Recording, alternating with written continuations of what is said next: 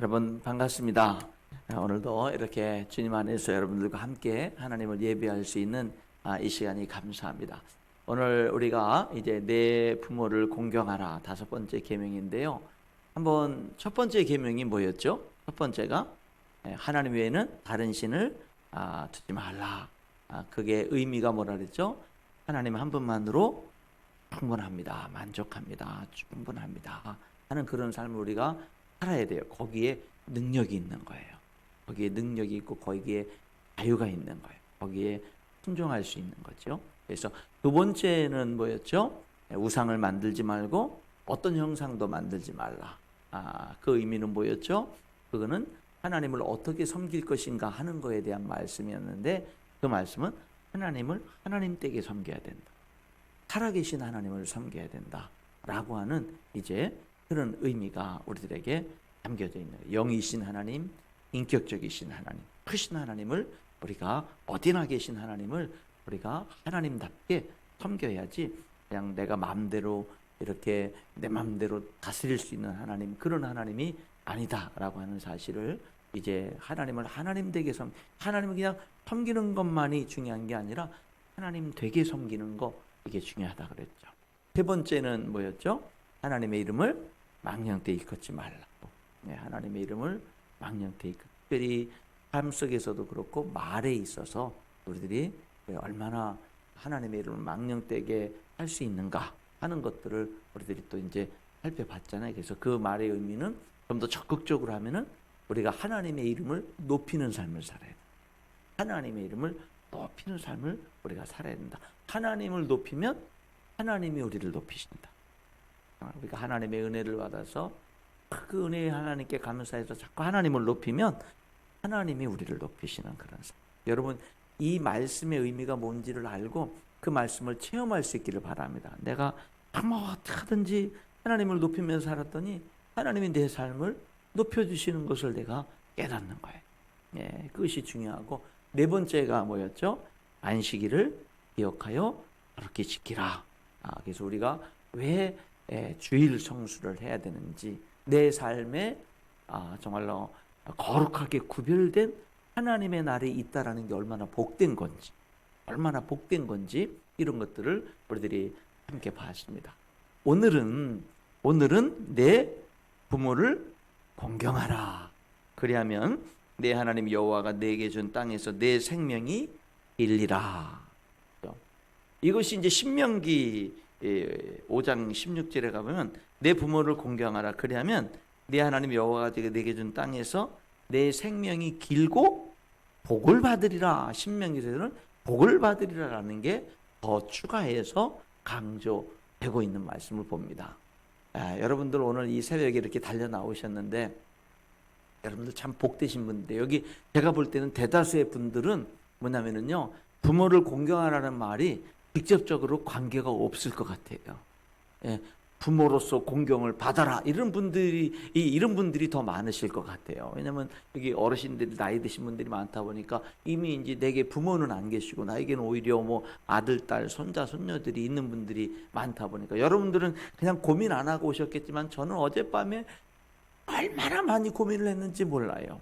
왜냐하면 여기 오실 대다수의 분들이 이 부모를 공경하라는 이 말씀하고 도대체 무슨 관계가 있어서 오늘 이렇게 오실는지. 그러니까 여러분, 저는 이 말씀이 오늘 여러분들에게 어떻게 의미가 있는 건지, 이런 부분들에 대해서 저는 고민을 많았는데, 여러분들은 어쨌든 이렇게 하나님 은혜 사모하면서 달려 나오면 그러면은 그냥 또 하나님이 예배하신 은혜를 주시겠지 하고 달려 나오는 그 믿음이 복된 것인 줄 믿습니다.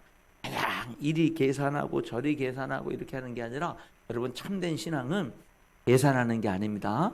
계산하는 게 아니에요. 참된 신앙은 그냥 말씀 들으려고 하는 거고, 그냥 듣고 그냥 순종하고 따라가려고 하는 게, 그게 좋은 믿음이지, 참된 믿음은 계산하는 게 아니에요. 오병이의 기적을 보면 예수님이 거기 수만 명의 사람들에게 먹을 것이 없을 때 예수님이 그러잖아요. 제자들에게 너희가 먹을 걸 줘라 그러잖아요. 그러니까 여러분, 나 하나 지금 먹을 것도 없는 제자들에게 너희가 이 수만 명의 사람들에게 먹을 걸 주라는 거잖아요.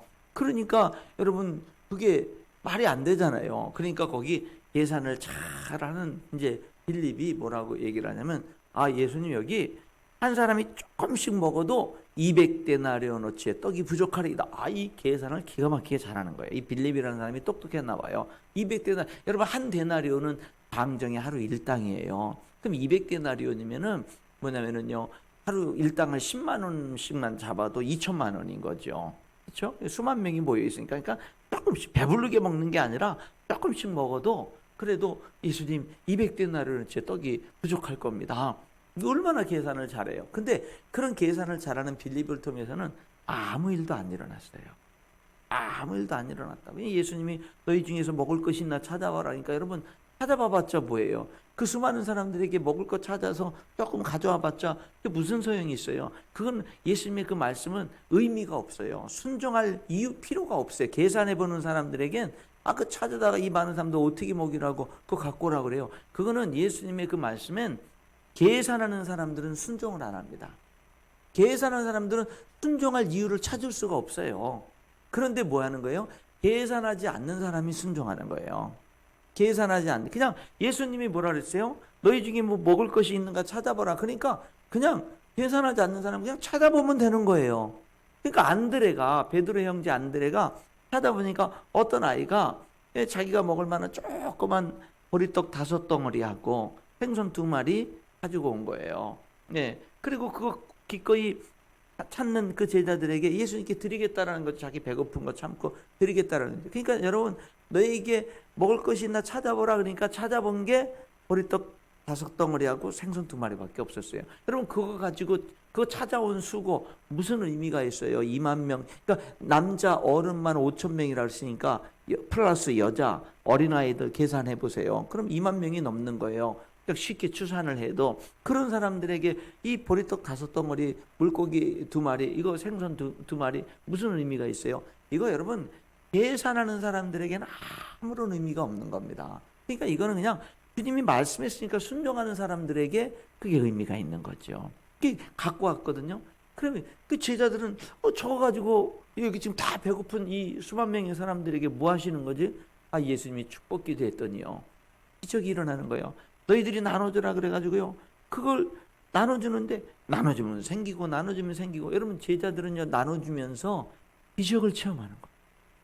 기적을 체험하는 겁니다. 여러분, 그 엄청난 사람들이 배불리 먹고 12강들이 넘게 그 음식이 남는 그런 역사의 기적의 체험은요, 계산하는 사람을 통해서 이루어진 게 아니라 단순하게 순종하는 사람을 통해서 이루어진 거예요. 그러니까 우리는 물론 그 계산보다는 어떤 신앙생활을 하냐면 순종하는 신앙생활을 해야 되는 거예요. 근데 어쩌겠느냐고요. 하나님이 똑똑한 머리를 주셔서 계산을 잘하는 그런 은사를 주셨으면, 그런 사람들이 있어요. 무슨 일이 딱 일어나면 그냥 계산이 나도 모르게 되는 사람들이 있어요. 그렇죠? 그 하나님이 그런 은사를 주셔서 나도 모르게 계산이 되는 사람이 있거든요. 그런 사람들은 내가 계산을 아무리 안 하려고 해도 자꾸 계산이 돼. 이런 사람들은 방법이 없어요. 한 가지 더 좋은 제가 팁을 드릴게요. 그런 분들, 목사님 나는요 하나님이 나에게 좀 이렇게 총명한 머리, 똑똑한 머리를 주신 은사를 주셔서 나는 계산 안 하려고 해도 저절로 나도 모르게 어느새 계산이 끝나 있어요. 이런 사람들이 있거든요. 그런 분들은 어떻게 하냐면 계산을 잘해야 돼요. 계산을 잘하는데 어떻게 잘하냐면, 오병이요 보리떡 5개 하고 물고기 2마리, 5 플러스 2는 뭐죠? 7이죠. 인간적인 계산은 그렇게 끝나요. 그런데 항상 뭐냐면 5 플러스 2는 이렇게 하면 안 되고 5 플러스 2 플러스를 한 번 더 하는 거예요. 계산을 하는 사람. 플러스 뭐냐면은 예수님의 축복 기도. 요거를 하나 더 하는 거예요. 계산을 잘하는 사람들은, 계산이 저절로 되는 사람들은 이제 계산을 좀 믿음의 계산을 하는 법을 배워야 되는 거예요. 그러니까 5 플러스 2 플러스 예수님의 축복 기도는 뭐예요? 2만 명이 7에서 끝나는 게 아니라 2천만, 일당이 여러분 그 10만 원 잡으면 2천만 원, 일당이 20만 원 잡으면 4천만 원이잖아요. 예, 그 이상이 되는 그런 역사가 있는 거잖아요. 거기 있는 모든 사람들이 한 사람도 빼놓지 않고 다 배불리 먹고 심지어는 계산했던 안드레까지 다 배불리 먹고 12강들이나 남는 그런 역사. 이런 역사는 뭐냐면 내 개인의 필요나 가정의 필요나 사업의 필요나 교회의 필요나 이런 모든 부분에 있어서는 우리들이 뭐를 하는 거냐면은 계산을 믿음의 계산법으로 계산을 하는 거예요. 믿음의 계산으로. 그래서 항상 내 계산으로 이퀄 하고 이렇게 끝내지 말고 내 계산에서 끝나지 말고 거기 한 번 더 플러스를 하는 거예요. 예수님의 축복 기도, 하나님의 권능의 역사, 이거를 한 번 더 플러스하는, 그래서 믿음의 계산을 할 줄 아는 그것이 우리에게 돼야 되는 줄 믿습니다.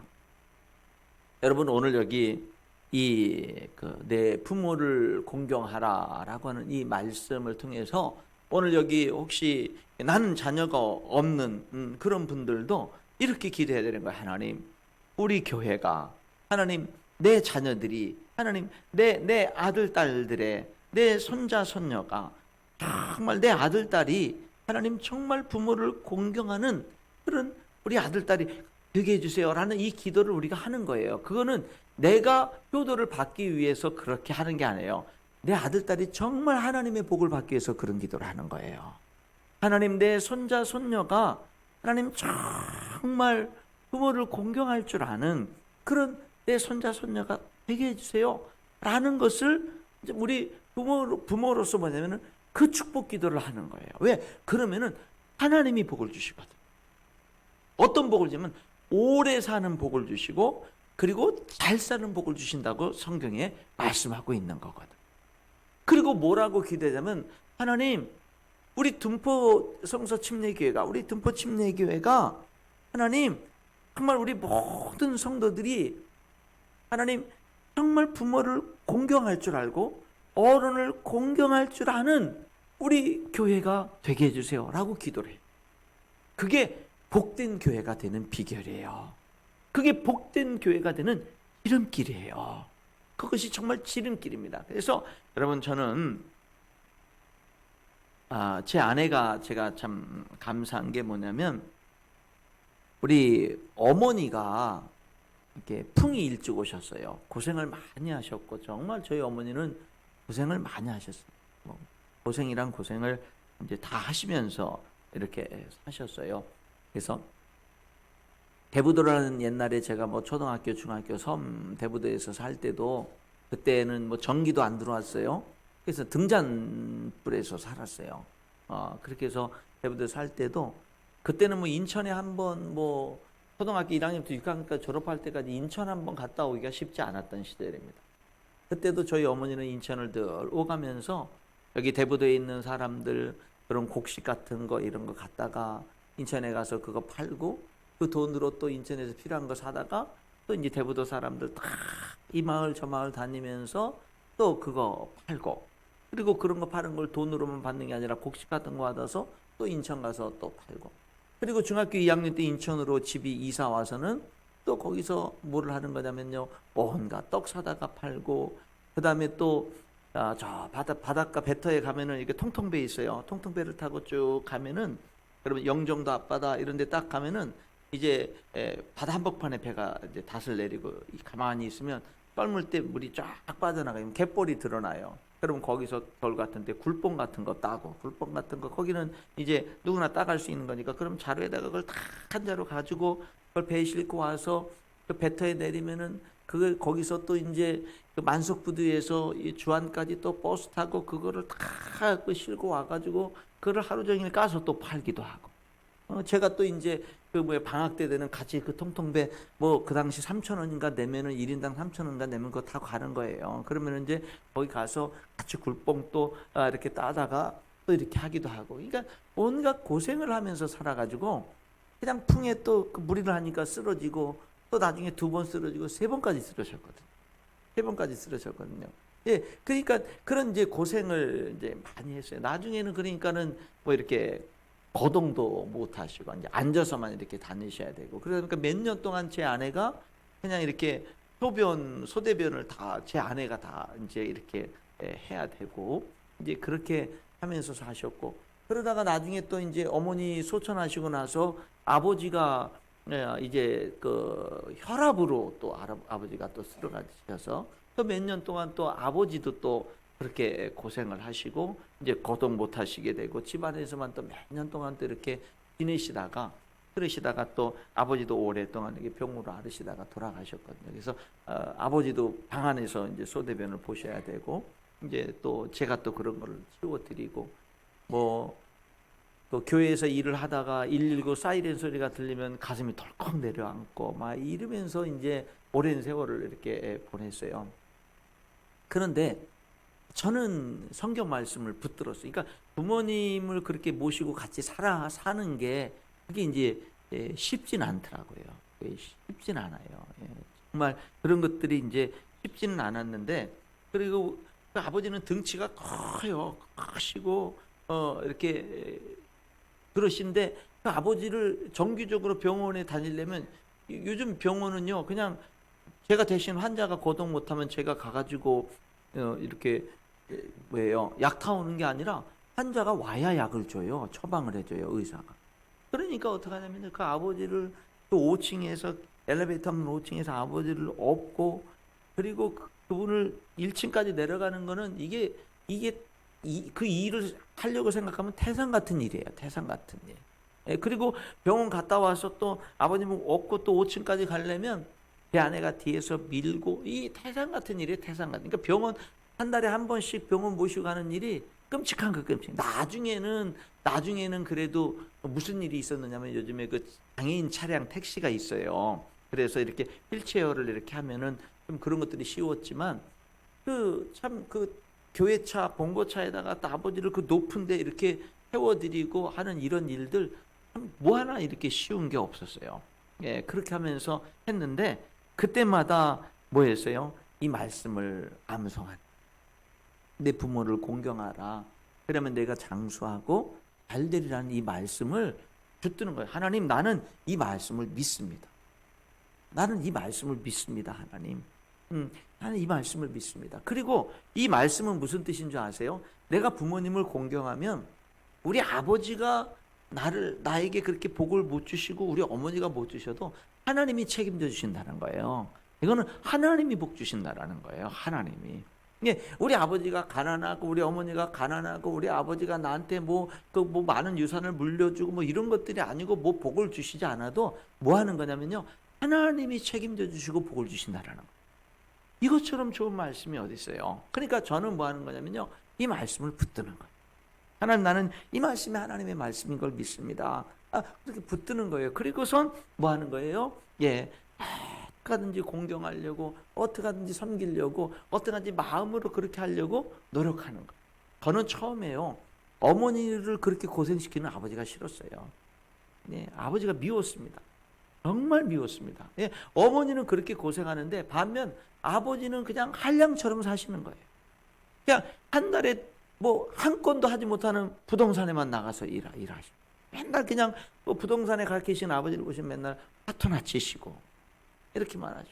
어머니는 쫙 고생하시는데 아버지는 그냥 뭐 고생 안 하는 것 같고 어머니를 아버지가 더 고생시키는 것 같고 그러니까는요 뭐냐면 아버지가 미운 거예요. 미운. 그래서 여러분 저는 그 상담을 제가 그 신학교를 공부하고 2년 동안 상담을 배울 때 그때 뭐 했냐면은요 한 15명 정도가 모여가지고 자기의 그 지나온 삶들을 얘기하고 그리고 거기서 같이 기도해주는 그런 시간들을 가질 때 제 삶을 쫙 돌이켜보니까 아버지에 대한 한이 쌓여 있는 거예요. 내 마음. 미움이 쌓여 있는 거예요. 그러면 안 되는데 그러면 전도사 시절인데 그러면 안 되는데 그래가지고 거기 있는 많은 사람들에게 내가 내 마음에 이런 마음이 있다라는 걸 쭉 얘기하고 내가 가운데 있고 15명에서 다 내 손에 등을 얹어놓고 막 기도하는데 얼마나 많이 울면서 기도를 했는지 몰라. 그리고 난 그 다음부터 뭘 하냐면은 아버지를 있는 모습 그대로 받아들이고 아버지를 사랑하고 퇴근하고 교회 일을 마치고 이제 집에 오면 아버지 방에 들러서 인사하고 잠시 있다가 별로 그렇게 나눌 말씀도 별로 없어요. 그냥 그렇게. 예. 그리고 우리 아버지가 예수님을 꼭 믿고 천국 가야 되겠으니까 그 아버지를 붙들고 밤 11시부터 새벽 1시까지 2시간 동안 성경을 펼쳐놓고 복음을 전하면서 예수님 영접기도 하고 우리 아버지 고집이 엄청 세신 분이거든요. 예. 그런데 이제 그 아버지하고 신경전을 벌이다가 결국엔 또 뭐예요? 계속 또 영접 안 하면은 또 다시 처음부터 또 말씀 설명하고 또 설명하고 그러다가 나중에는 또 아버지가 뭐예요? 예수 명절 기도도 하시고. 이제 이러시면서 이제 아버지가 가셨어요. 근데 여러분 이런 게 있더라고요. 그렇게 해서 아버지를 어쨌든 딱 보내드렸잖아요. 뭐 큰 누나 있고 작은 누나 있고 남동생이 있어요. 사남매가 있는데 어쨌든 제 아내가 저랑 이제 같이 이제 어머니 아버지 이렇게 이제 모시면서 그렇게 살았는데, 그렇게 살고 어머니는 집에서 돌아가시는 모습까지도 그렇게 보고, 아버지는 돌아가시기 전 한 3개월 정도 이렇게 요양 안에 계시다가 그러다가 이제 하나님 나라 가셨는데, 그렇게 아버지는 이렇게 딱 보내시고 난 다음에는요, 여러분 그렇게 하나님의 말씀을 붙들고 그렇게 하나님 말씀대로 살려고 하고 그 부모님 공경하려고 했는데, 딱 돌아가시고 나니까 여러분 잘한 건 하나도 생각 안 하고 안 나고 못한 것만 생각합니다. 왜? 부모님이 아프시니까 아픈 부모님하고 같이 이렇게 지내다 보니까, 여러분 나도 부족하다 보니까 나도 아버지 어머니에게 부족하고 그런 아프심 계속 수년을 같이 이렇게 지내다 보면 나도 실수할 때가 있잖아요. 나도. 그러니까는 돌아가시고 난 다음에는요, 잘한 건 하나도 생각 안 나고 못한 것만 생각나는 거예요. 못한 것만. 그래서 저는 우리 교회 성도들 이렇게 남편의 병수발을 오래 하는 분이라든지 부모님 병수를 오래 하는 사람들에게는 제가 가서 그런 얘기를 꼭 해드려요. 뭐냐면 그냥 자꾸 못하는 내 모습만 자꾸 보여서 자꾸 자기 자신에 대해서 자꾸 더 실망스럽기도 하죠. 그러면 그냥 그 말만 해도 울어요. 그 말만 해도. 남들에게 말은 못하지만 그렇게 열심히 한다고 하지만 그냥 짜증나고 화나고 신경질 나고, 그러다 보면 또 어떤 데 말을 막 하기도 하고 어떤 행동을 막 하기도 하면 또 뒤돌아서 또 후회되기도 하고 막 그런 것들이 많이 쌓여가거든요. 그런 것들이. 그래서 괜찮다고 이렇게 또 위로도 해주고 그러는데, 여러분 내 부모를 공경하라. 그러면 네 하나님 여호와가 내게 준 땅에서 내 생명이 길리라. 여러분 이 말씀은 진리인 줄 믿습니다. 이 말씀은 진리예요. 그래서 여러분 여러분 꼭 그것을 위해서 기도해 주세요. 여러분의 자녀가, 여러분의 손자 손녀가 여러분 꼭 뭐냐면은 부모를 공경하는 그런 인생을 살아가도록 여러분 기도하시기 바랍니다. 그리고 여러분이 아무리 내가 좀 아버지로서 어머니로서 부족하다 하더라도 그래도요, 명절이라든지 언제든지 아들 딸이 오면 아니면은 손자 손녀가 오면 뭘 하냐면은 잠깐 여기 앉아봐라. 그리고 내가 좀 너를 위해서 축복 기도해 줄게. 그리고 부모로서 할 수 있는 것은 자꾸 뭐냐면 축복 기도해 주는. 그 축복 기도해 주세요. 예. 아유 뭐 어색해요. 뭐 쑥스러워요. 됐어요. 그러지만 그냥 있어. 그리고선 부모로서 축복 기도해 주세요. 여러분 그걸 믿으세요. 뭐냐면 부모로서 예수님의 이름으로 자녀들을 축복 기도하면 하나님이 그 기도를 들어주시는 걸 믿으시기 바랍니다. 믿으세요. 그리고 자꾸 뭐를 하냐면 그냥 쑥스러워하지 마시고요. 뭘 하는 거냐면 기도해 주시는 거예요. 자꾸 부모로서 내 기도는 예수님이라면 내 기도는 하나님이 반드시 들으셔서 축복해 줄 거라고. 내가 자녀들에게 물려줄 유산이 없고 내가 자녀들에게 별로 여지까지 해준 게 없어도 그래도 그러면 자녀들한테 미안하다. 내가 너에게 이렇게 특별히 해준 게 없는데, 그런데 나는 하나님 예수님의 이름으로 내가 너를 축복하기를 원하는데 그럼 하나님은 너를 분명히 복을 주실 거야 하고선 그 기도를 해주세요. 그 축복 기도를 해주시고, 여러분들이 새벽에 나오면 하나님을 자녀들을 위해서 계속 축복 기도하고요.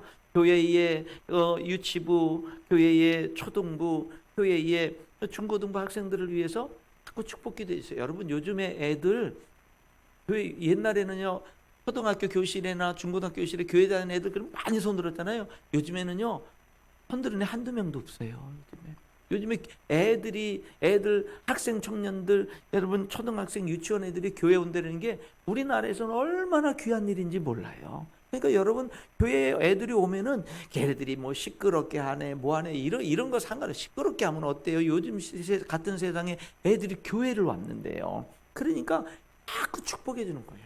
자꾸 축복해 주는 그런 우리 둔포 침례교회가 될 수 있기를 주님의 이름으로 축원합니다. 그런 역사가 있기를 바라요. 여러분 디모데후서 3장 1절로 5절에 보면 말세의 특징이 뭔지 아세요? 자기 사랑하는 거, 돈 사랑하는 거, 쾌락 사랑하는 거.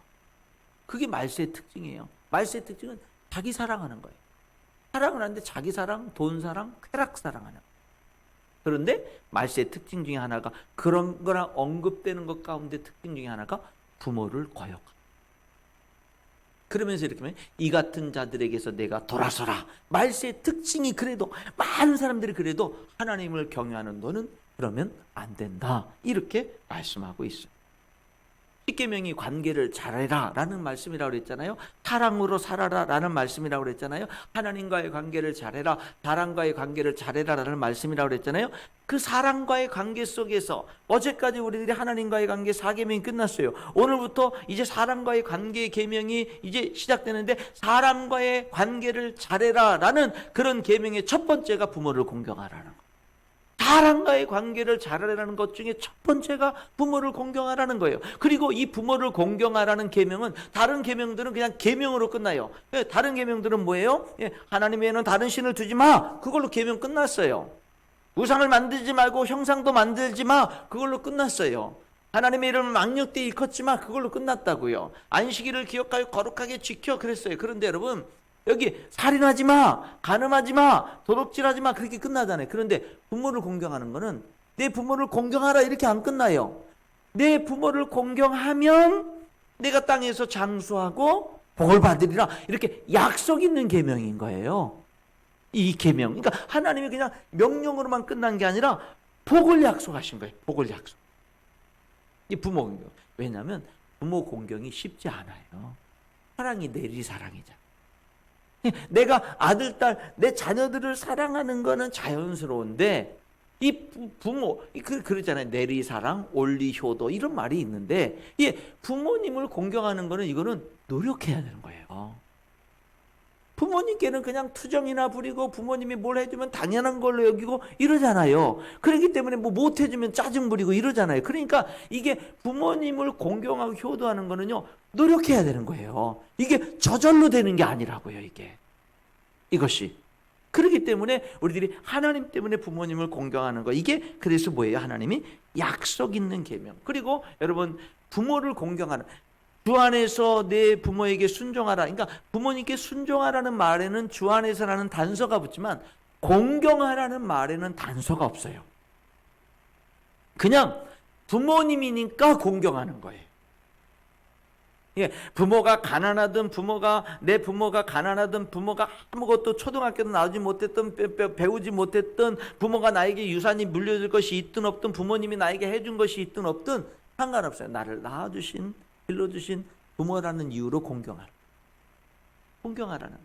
근데 여러분, 이 공경하라는 단어는요, 공경하라는 단어는 하나님을 공경하라는 데 쓰는 단어랑 똑같은 단어. 하나님을 공경하듯이 어떻게 하는 거예요? 부모를 공경하라고 이렇게 말씀하고 있는 거예요. 이 공경한다는 뜻이 뭐냐면요, 무게를 둔다, 중요한 분으로 여긴다라는 뜻이에요. 공경을. 그러니까 우리들은 우리들의 삶 속에서 누구에게 가장 무게를 둬요? 하나님께 무게를 두잖아요. 하나님을 공경하는. 내 인생에서 가장 중요한 분은, 가장 중요하게 무게 있게 다가오는 분은 하나님이잖아요. 그 단어가 부모님께 두는 거예요. 부모님은 내 생애에 중요한 분입니다. 부모님은 사실은 하나님의 축복의 통로가 되는 분인 거예요.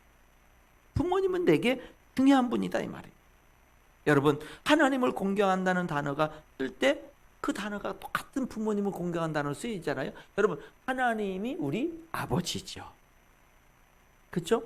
영접하는 자, 곧 그 이름을 믿는 자들에게는 하나님의 자녀가 되는 권세를 주셨으니, 여러분, 저와 여러분 하나님의 자녀가 아닙니다. 그런데 우리가 예수님을 믿을 때 하나님 우리를 자녀 삼으셨는데, 그러니까 원래 하나님의 자녀가 아니었는데 하나님의 자녀 삼으셨잖아요. 양자 삼아주신 거예요. 근데 여러분, 이 성경에 양자를 삼아주셨다는 말이 무슨 뜻인지 아세요? 로마, 그 당시 이 성경이 기록될 그 당시 로마 나라에서는요, 이 로마의 어떤 그 사람이 내가 낳은 자식이 아닌 어떤 사람을 내가 양자로 딱 삼잖아요. 그러면 내가 낳아서 기른 사람과 100% 똑같은 유산, 100% 똑같은 모든 법적인 지위를 100% 다 갖는 게 로마 나라의 그 당시 양자법이었어요.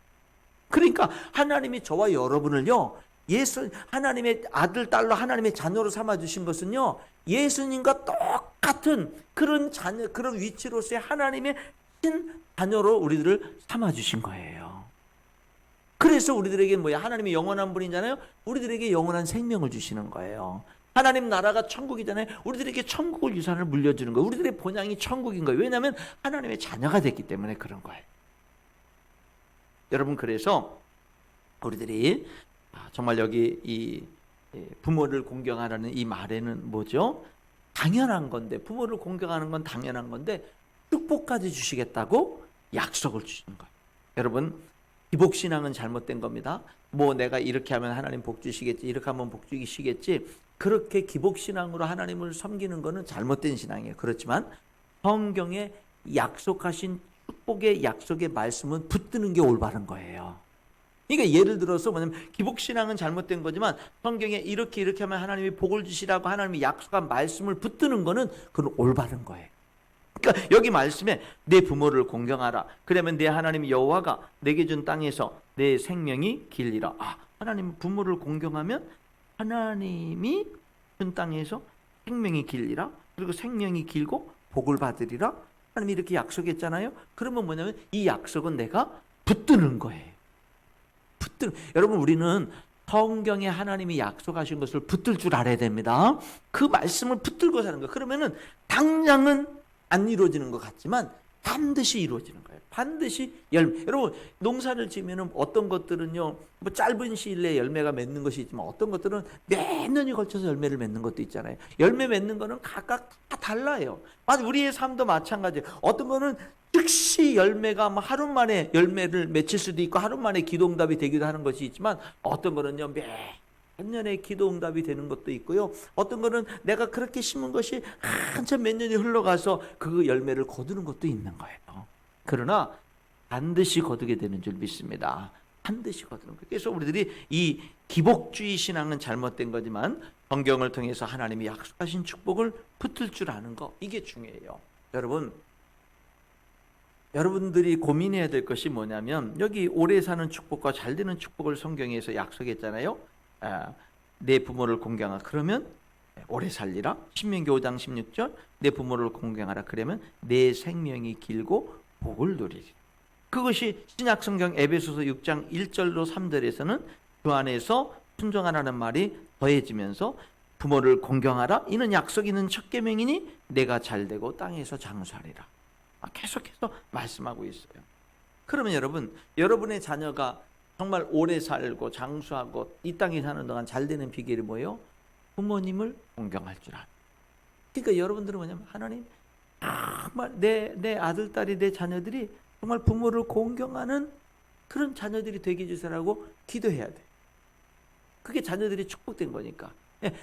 그리고 내가 우리 자녀들이 부모인 나를 정말 공경하면서 잘 되기 위해서 내가 해야 될 일은 뭘까? 그들이 나를 공경하는 그런 삶을 살 수 있도록 내가 할 수 있는 일은 뭘까? 그 가운데 하나가 자꾸 뭐 하는 거예요?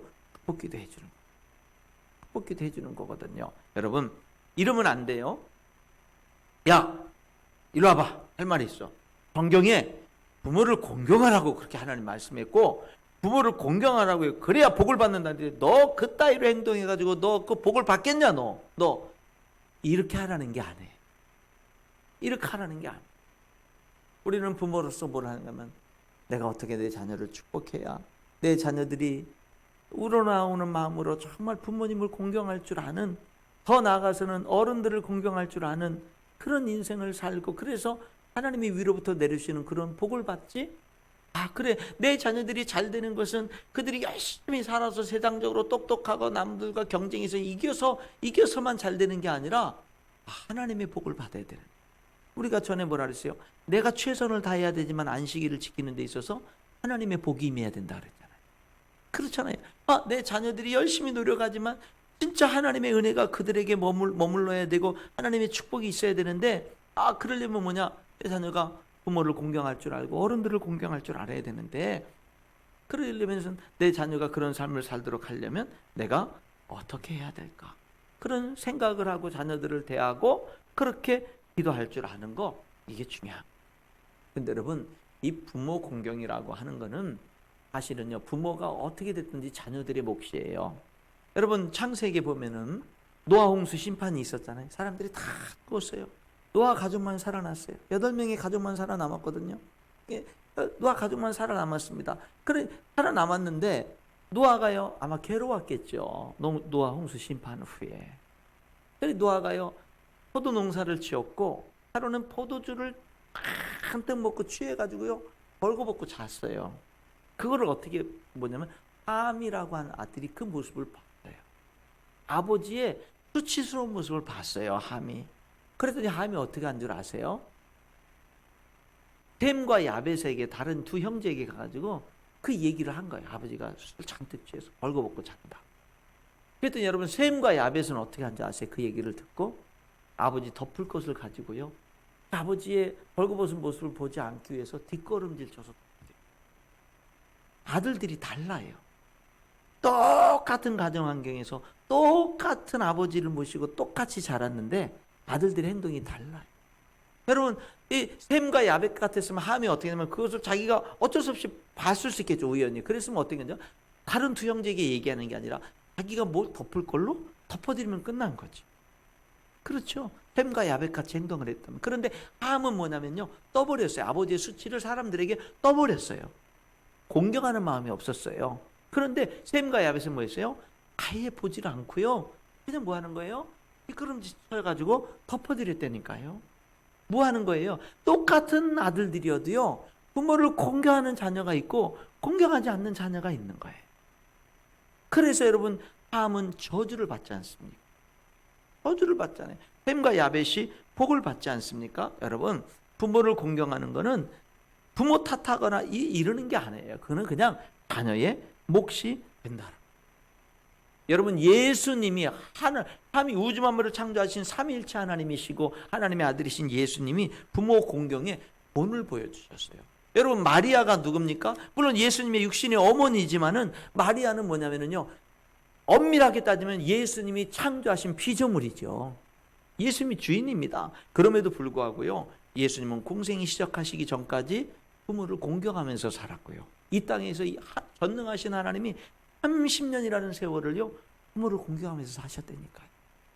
그리고 나중에 십자가에 달려서 죽으시는 그 극한 고통 속에서도요 마리아를 생각하는 거예요. 육신의 어머니 마리아. 왜? 여인으로서 자기가 해산의 고통을 통해서 예수님을 낳았잖아요. 그러니까 이 마리아에게는 뭐예요? 어머니의 그 아픔이 있을 거 아니야. 자기 아들이 육신이 내가 낳은 해산의 고통을 낳은 아들이 십자가에 달려 죽임당하는 그 처참한 모습을 볼 때 그 마리아에게 어머니로서의 아픔이 있을 거 아닙니까? 사실은 예수님이 볼 때는 피조물이지만은 그러나 그 마리아의 입장에서 보면은요 그 엄마로서의 그 찢어지는 누구도 표현할 수 없는 아픔이 있잖아요. 그거를 뭐 하는 거예요? 예수님이 아시는 거죠. 그래서 그 십자가에 못 박힌 그 상황 속에서도 뭐예요? 그 어머니 마리아를 요한에게 부탁을 하잖아요. 예? 보소서 당신의 아들입니다. 그러나 내 어머니라 하면서 그렇게 부탁하는 그런 모습들을 보게 되는 거예요. 여러분 부모님을 공경하는 것 중요합니다. 예, 그게 노력해야 되는 거예요. 그러니까 어떻게 하냐면 내 부모를 공경하라. 그러면 땅에 내 생명이 길고 잘 되리라 라는 이 말씀 앞에 제일 먼저는 무조건 아멘 하는 것. 그 말씀이 진리임을 믿습니다. 그 말씀대로 이루어짐을 믿습니다라고 아멘 하는 거고 그거를 믿는 거고 그리고 내가 할 수 있는 것부터 노력하는 것. 부모 공경은 노력하는 것. 노력하는 겁니다. 말씀을 붙들고 시작하면 하나님이 축복하시고 인도하시는 줄 믿습니다. 근데 우리 가운데는 이런 사람들도 있어요. 이 세상이 죄악된 세상이고 부족함이 있다 보니까 부모 하면 그냥 싫은 사람들이 있어요.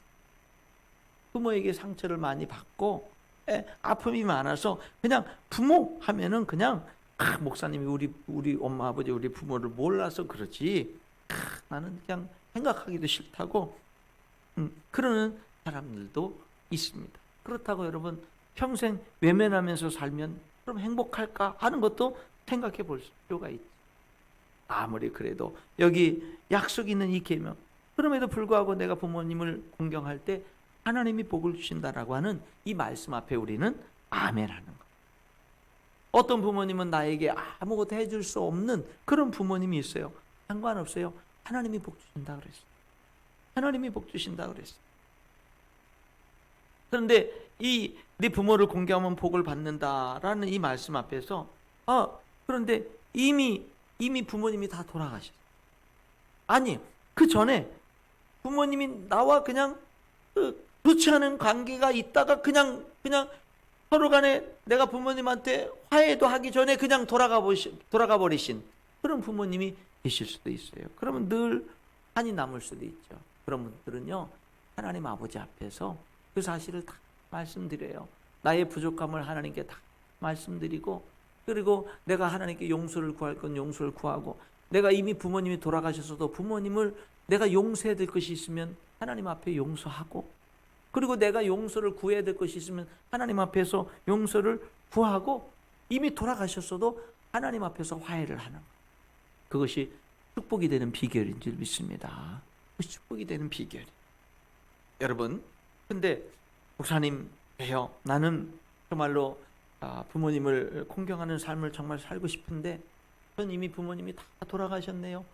부모님, 장인, 장모 다 돌아가셔서 이젠 저에겐 부모님이 안 계시네요. 정말 부모님이 계시면 효도하고 싶은데 안 계시네요. 그런 분들은요, 그래도 돼요. 우리 교회 안에라든지 내 주변에 정말로 이렇게 부모님 같은 연령대에 계신 분들이 있으면 그런 분들은 뭐 하는 거예요? 그냥 마음속에 부모님처럼 어머니처럼 아버지처럼 뭐 하는 거예요? 섬기는 거예요. 여러분, 그것을 통해서 하나님이 아시고 복을 주시는 줄 믿습니다. 그러니까 우리 분포침례교회가 뭐 하는 거예요? 성도들은 부모님을 공경할 줄 알고 또 성도들은 어른들을 공경할 줄 아는 교회가 복된 교회예요. 그것을 위해서 기도하셔야 돼요. 그런 복이 흐르도록 여러분 기도하셔야 되는 겁니다. 저는 성경 말씀 속에 스가랴서 8장 4절과 5절의 말씀은 이 망한 멸망, 죄를 짓다가 멸망한 이스라엘이 이제 회복될 것을 예언하는 말씀이 스가랴 8장 4절 5절이거든요. 그러면은 하나님의 은혜로 망한 사람들이 다시 회복이 되는 그 이상적인 세계, 정말 축복된 세계의 모습을 예언하는 말씀이에요. 그럼 여러분, 성경에서 말하는 회복된 모습, 축복된 모습이 어떤지 제가 읽어볼 테니까 한번 들어보십시오. 만군의 여호와가 이같이 말하노라. 예루살렘 길거리에 늙은 남자들과 늙은 여자들이 다시 앉을 것이라. 다 나이가 많음으로 저마다 손에 지팡이를 잡을 것이요, 그 성읍거리에 소년과 소녀들이 가득하여 거리에서 뛰놀리라. 이게 축복된 모습인 거예요. 여러분, 축복된 모습은 뭐냐면요, 장수하다 보니까 손에 지팡이를 잡은 할머니 할아버지들이 많은 거예요. 그런 분들이 많은 거예요. 그게 뭐냐면 그게 축복된 모습인 거예요. 그리고 손에 지팡이를 잡은 할머니 할아버지들이 많이 있어요. 그분들이 평안하게 거주할 뿐만 아니라 그런 할머니 할아버지들이 있는 그런 길가에 앉아 계신 그 길가에 애들이 또 바글바글하면서 뛰어노는 거예요. 그게 축복된 모습. 그게 축복된 모습. 교회에 어르신들이 많이 계실 뿐만 아니라 아이들이 또 뭐 하는 거예요? 교회에서? 교회가 마치 내 고향처럼 뛰어놀고, 그렇게 교회에서 아이들이 그렇게 뛰노는 거. 교회 학교에서 학생들이 모여서 기타 치고 찬양하고 예배하고 수련회하고 막 놀고 게임하고 이러는 모습들이 뭐예요? 복된 모습. 그 복된 모습인 거예요. 그래서 여러분, 하나님 앞에 계속 기도하세요. 하나님, 우리 교회에 다음 세대들이 계속 모여들게 해주세요. 계속 어떤 모양으로든지 하나님, 우리 청년들이 좋은 믿음의 짝들을 만나서 결혼하고 자녀 낳고 하는 이런 축복들이 있게 해주시고, 이 세대를 본받지 않고 하나님의 말씀대로 그렇게 결혼하고 자녀들 낳는 이런 축복들이 교회 안에 이루어지게 하고, 그리고 태문들이 열려지고 자녀들이 오고, 그리고 계속 아이들이 계속해서 오는 이런 축복들이 있게 해주세요. 여러분, 이런 기도, 그것이 여러분 복된 교회의 모습인 거예요. 어떤 모습이 복된 교회의 모습이에요? 어르신들을 공경하고 어른들은 자녀들의 세대, 다음 세대를 축복하는 모습, 그것이 정말 복된 교회의 모습인 겁니다. 말씀의 결론을 맺겠습니다. 시편 27편 10절에 이런 말씀이 있어요. 내 부모는 나를 버렸으나 여호와는 나를 영접하시리다. 이런 말. 여러분, 세상에 다 버려도 버리지 않는 분이 부모님입니다. 근데 여기는 그래요. 부모는 버려도 하나님은 안 버린다는 거예요. 이 얘기는 부모가 버렸다는 뜻이 아니라 하나님은 절대 나를 안 버린다라는 그 말을 강조하는 거예요. 여러분, 하나님은 예수 그리스도의 보혈을 통해서 저와 여러분의 아버지가 되어 주셨습니다. 아버지가 우리는요 하나님을 공경하면서 사는 거예요. 1계명부터 4계명을 통해서 뭐 하는 거예요? 하나님을 아버지로 부르면서 공경하면서 사는 거예요. 우리 교회에 최근에 새로운 사람이 있어요. 새로운 사람이 지금 성경 공부를 하고 있는데, 근데 이 친구가 교회를 안 다니다가 예수님을 믿게 됐는데요, 부모님이 안 계시거든요. 근데 이제는 하나님 아버지가 있어서 자기가 무슨 일 있으면 하나님 아버지 하면서 기도할 수 있는 게 얼마나 좋은지 모른다고 그냥 흥분돼 있어요. 흥분돼 있어요. 얼마나 내 인생에 이런 시간들이 있을 줄 몰랐다고 정말로 그렇게 좋아하는 그런 모습을 보게 되는 겁니다. 여러분이 자녀들을 위해서 기도하는 기도가 아직까지 응답되지 않았을지 몰라요. 성 어거스틴, 위대한 하나님의 사람 성 어거스틴의 어머니는 모니카인데, 이 성 어거스틴이 굉장히 방탕했어요. 그 방탕 아들을 위해서 기도하는데, 그런데 이 아들은 돌아올 줄 모르는 거예요. 그랬을 때 교회 감독이 이 어머니에게 이런 말을 했어요. 눈물을 뿌리는 기도의 자식은 망하지 않습니다 라는 말을 했습니다. 어거스틴은 결국 하나님께 회개하고 돌아와서 정말 귀하게 하나님께 쓰임받는 일꾼으로 살았거든요. 나중에 이 어거스틴은 그랬어요. 내가 이렇게 변화된 거는 우리 어머니의 기도 덕분입니다 라는 말을 했어요. 여러분이 자녀들을 위해서 정말 축복하는 말을 해주세요. 축복 기도를 해주세요. 그리고 자녀들이 집에 있으면 같이 있을 기회가 있으면 자꾸 앉으라고 그러고 기도를 해주세요. 축복 기도를 자꾸 해주세요. 그리고 뭐예요? 새벽 기도 와서도 자녀들을 위해서 축복 기도를 해주세요. 그리고 그 기도를 반드시 하나님이 응답하시고 정말로 역사해 주실 것을 믿으시기 바랍니다. 조지 뮬러는 친구의 5명의 친구를 전도하기 위해서 기도를 간절히 했는데, 4친구는 다 예수님을 믿는데 한 친구는 조지 뮬러가 죽을 때까지도 믿지 않았어요. 근데 조지 뮬러가 죽고 난 3개월 뒤에 예수님을 믿었어요. 여러분, 기도는 반드시 응답되는 줄 믿습니다. 기도는 반드시 응답되는.